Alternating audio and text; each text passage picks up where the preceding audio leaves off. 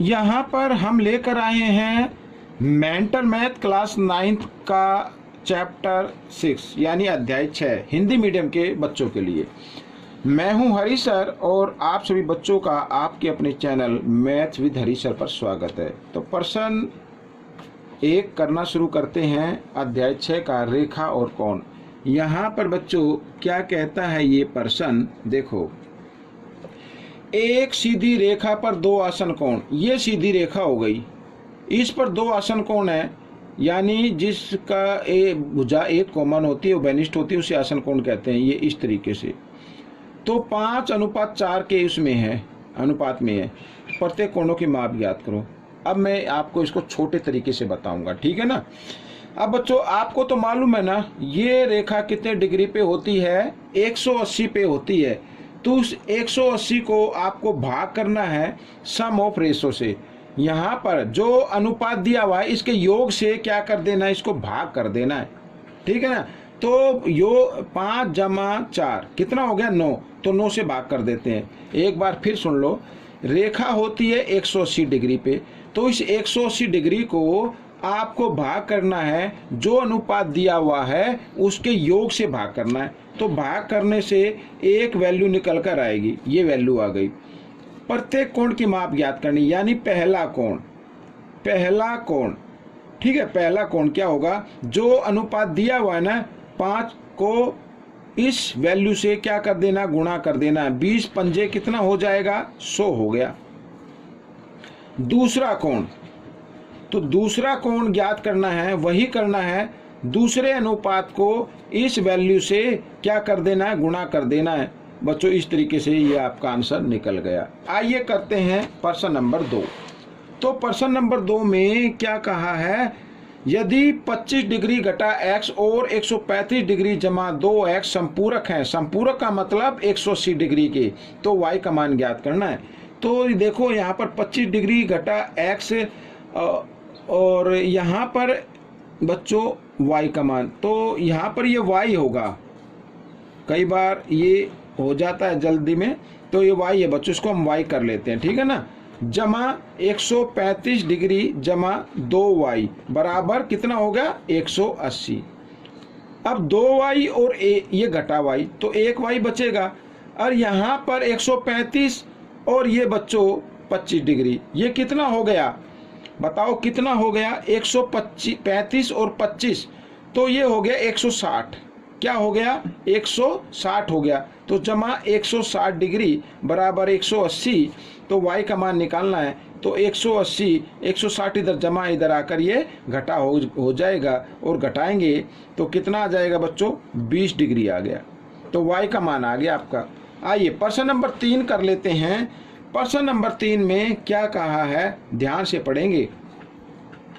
यदि कोई कोण अपने संपूरक कोण का 1/3 हो, उस कोण की माप ज्ञात करो। बहुत ही आसान है, यानी कोई दो कोण हैं, उनमें से एक कोण 1/3 है दूसरे संपूरक कोण का, ठीक है ना।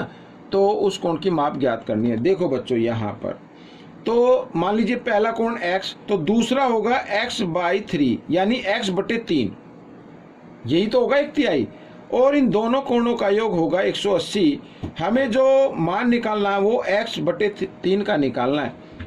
आइए 3 और 1 का लघुत्तम लिया, 3 आ गया, साथ ही क्रॉस में ऐसे गुणा कर दे, 3x जमा 1 को x के साथ कर दे, 1x बराबर 180, 3x और 1x 4x, ठीक है ना, बराबर 180। 3 इधर किस रूप में, भाग में, इधर आकर ये गुणा में आ गया। 4 से भाग कर लेते हैं, ये 4 इधर गुणा में था ना, इधर आकर ये भाग में आ गया। 4 से 4 एकम 4, 4 चौक 16, ठीक है, 4 पंजे 20, ये हो गया। तो 45 तिया होता है 135, या आप इसे यूं कहीं भी लिख सकते हैं। अब x का मान तो आ गया, लेकिन हमें तो x/3 का मान निकालना है, 1/3 तो निकालना है।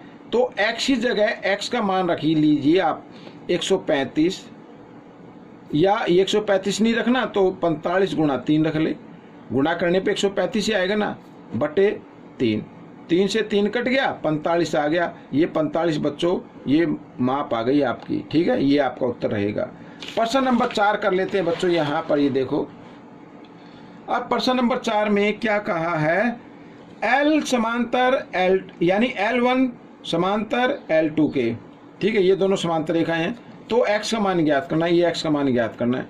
अब सबसे पहले यहाँ पर देखो ध्यान से, सबसे पहले यहाँ पर एक त्रिभुज बन रही है, ठीक है ना। मैं इसका नाम दे दूं A B C, ठीक है, A B C नाम दे दिया हमने।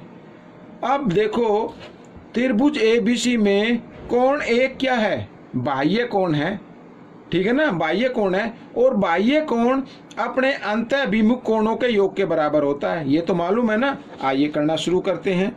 तो त्रिभुज A B C में कोण एक बाह्य कोण है, ठीक है, और बाह्य कोण बराबर होता है अपने अंतःभिमुख कोणों के योग के बराबर होता है, यानी कोण एक बराबर होगा 30 जमा 45 बराबर 75 डिग्री के, ठीक है ना। एक की मान निकाल लिया। अब हमें x का निकालना। अब देखो L1 समांतर है L2 के, वह ये एक तिर्यक रेखा हो गई जिसका नाम मैंने C लिया है, वह C एक तिर्यक रेखा है,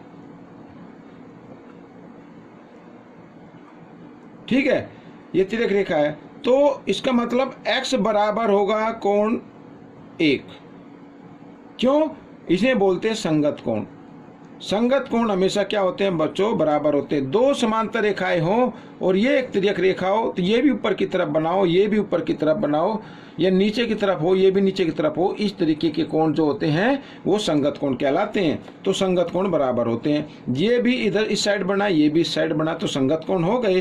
तो x का मान हमें निकालना है। एक का मान कितना है, 75 डिग्री, तो x का मान भी 75 डिग्री होगा। ये प्रश्न आपका हल हो गया है। आइए प्रश्न नंबर 5 कर लेते हैं। तो प्रश्न नंबर 5 क्या कहता है, ए बी समांतर सी डी, ये दोनों समांतर रेखाएं हैं। A P Q 40 degree, A P Q ये 40 डिग्री है, पी आर डी 118 डिग्री। तो एक्स और वाई का मान ज्ञात करना है, बहुत ही आसान है। अब देखो यहाँ पर ए बी समांतर सी डी, ये दोनों समांतर रेखाएं हैं। वह पी क्यू एक तिर्यक रेखा है, पी क्यू एक तिर्यक रेखा है,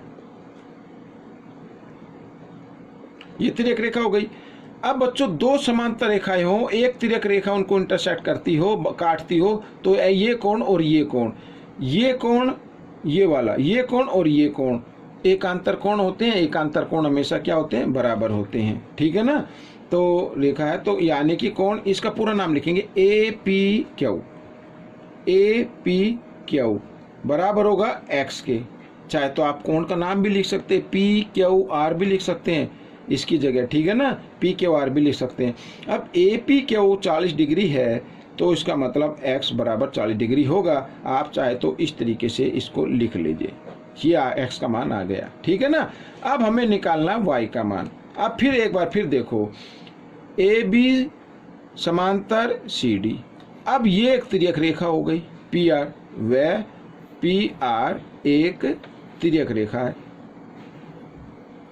जब आप इसकी प्रैक्टिस कर लेंगे तो आप अपने दिमाग में ही इसको हल कर सकते हैं। एक तिर्यक रेखा हो गई, तो यहाँ भी एकांतर कोण बन रहे हैं, एक तो ये बन रहा है और एक ये बन रहा है ना इधर।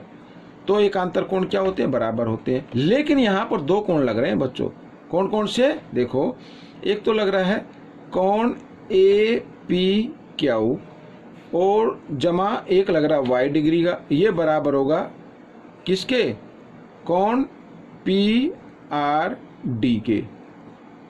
एकांतर कोण लिख देते हैं, एकांतर कोण। अब ए पी क्यू है 40 डिग्री, वाई का हमें मान निकालना है पी आर डी 118 डिग्री।